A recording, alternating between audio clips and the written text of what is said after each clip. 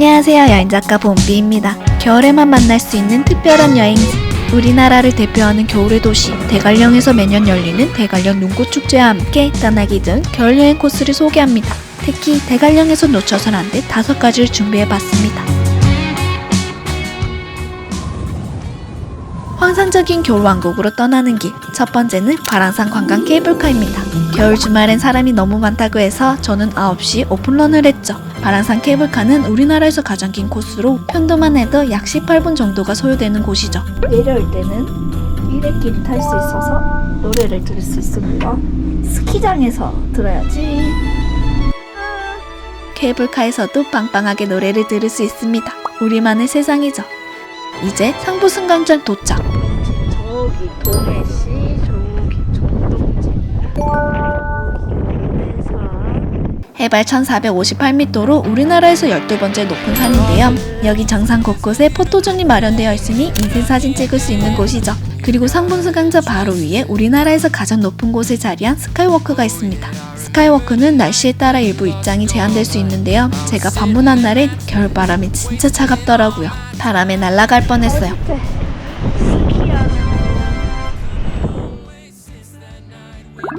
그리고 좀 더 걷고 싶다면 천년 주목 숲길로 향해 보세요. 여기는 무장의 데크길로 겨울이 아닌 계절이라면 휠체어와 유모차도 갈 수 있습니다. 물론 겨울에는 조금 위험하죠. 마지막 꿀팁, 바랑산 케이블카 티켓은 네이버에서 미리 구매하면 더 저렴하게 살 수 있습니다.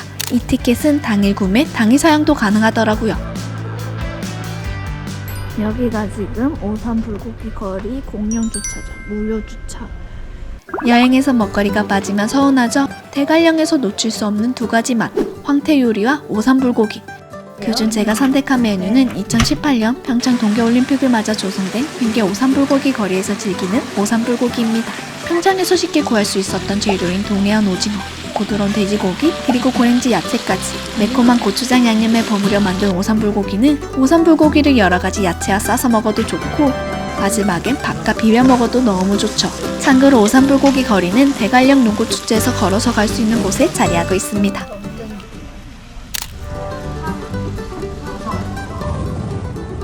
다음은 우리나라에서 가장 오래된 겨울축제를 소개해 드릴게요. 이번에 저는 축제 전에 방문해서 더 따끈따끈한 축제 소식이죠. 바랑산 관광 케이블카에선 차로 9분, 대관령 하늘목장에선 차로 8분 거리에 자리한 이곳은 1993년부터 시작되어 전국에서 가장 먼저 탄생한 겨울축제, 바로 대관령 눈꽃축제입니다. 무려 30년간 그 명맥을 이어온 겨울축제인데요. 2025년 올해는 1월 24일부터 2월 2일까지 10일간 오전 10시부터 오후 5시까지 진행된다고 합니다. 가장 핵심 프로그램은 거대한 눈 조각 작품을 감상하고 이것을 배경으로 사진을 찍는 눈 조각존입니다. 평창 마스코트인 눈동이와 함께 떠나는 평창여행, 평창의 8개 읍면을 상징하는 의미를 둔 조각품이니 재밌는 관람이 가능하죠. 여기 사진 꿀팁은 눈동이 따라 포즈를 취하고 사진 찍는 것입니다. 이곳은 얼음벽입니다. 눈 조각존을 지나면 어마어마한 높이의 눈벽인 대관령 루트가 나옵니다. 대관령 루트는 무려 6m 높이의 눈벽이 무려 120m나 이어지는 코스입니다. 이 눈벽을 SNS에 올렸더니 한국 맞냐라는 질문을 많이 받았는데요. 네, 한국 맞습니다. 이제 다음 곳으로 장소로 이동하는데 위치를 정확히 안 하고 보면 헷갈려. 우와, 여기도 멋있다. 이 눈벽은 일자로 쭉 이어지는 게 아니라 중간에 샛길이 있는데요. 길을 잃을 수 있으니 정신 똑바로 차리고 걷자고요. 그리고 눈벽 중간중간에 8개의 얼음방이 있습니다. 축제 때는 암막 커튼으로 가려져 얼음반 조명이 더 환하게 빛난다고 해요. 얘는 지금 양이야? 애왕이고요. 이거 왜 어떻게 점이 있지? 아, 눈을 집어넣네. 아, 이거 생선이구나. 드디어 출국. 인 줄 알았는데 또 아직 끝나지 않았습니다. 여기 꽤 큽니다. 마음 단단히 먹고 있어요. 두구두구 과연 여기는 출구일까요? 지금 여기서 들어와가지고 여기로 나오는 구조이고 출구는 저기입니다. 여기 다리 밑에 아주 신기한 카페가 생겼다고 해서 한번 가보시면 여기가 바로 다음은 다리 밑에 자리한 이색 카페입니다. 다리 밑을 눈으로 가리고 여기에 카페를 차렸더라고요. 축제 기간 땐 여기서 커피도 팔고 간식 종류도 팔고 카페 앞에 공간을 마련해 가볍게 커피나 간식 등을 먹을 수도 있다고 합니다. 물론 액티비티도 있습니다. 눈썰매 5회당 5,000원인데 생각보다 길어서 재밌더라고요. 여기 아이와 어른 모두 이용할 수 있습니다. 눈놀이터에서 놀고 이벤트에 참여하면 소정의 상품도 받을 수 있고요. 빙판 썰매, 어른 컬링, 인간 슬라이드 볼링, 스키 체험 등 입장권 10,000원이 아깝지 않을 만큼 알찬 프로그램이 진행됩니다. 대관령 눈꽃축제는 대관령 루트 무조건 걸어보세요. 진짜 멋있습니다. 다음 여행지는 축제장에서 차로 10분 거리에 자리하고 있는 여의도 4배 규모의 목장, 하늘목장입니다.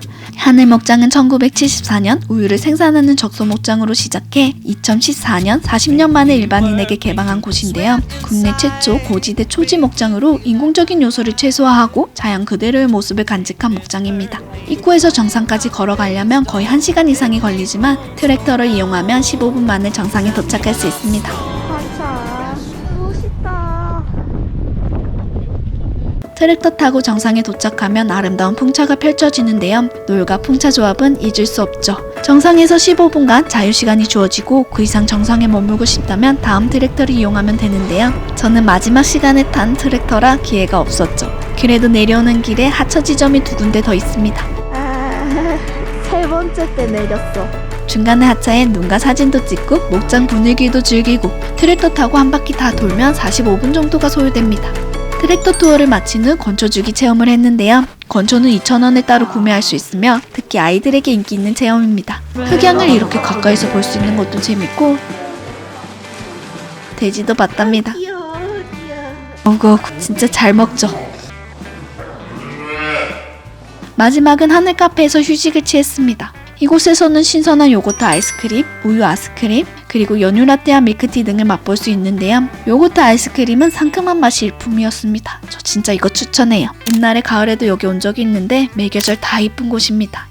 마지막은 하늘목장에서 차로 7분 거리, 대관령 톨게이트 근처에 자리하고 있어 집으로 돌아오기 전에 가볍게 들리기 좋은 실버배 교회입니다. 24시간 개방되어 있어 언제든 방문할 수 있죠.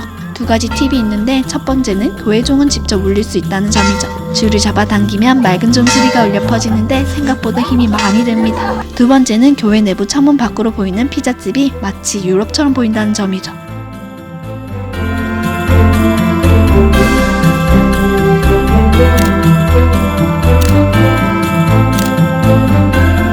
이번 겨울 평창여행 어떤가요? 즐거우셨다면 구독과 좋아요는 사랑입니다. 그럼 빠이!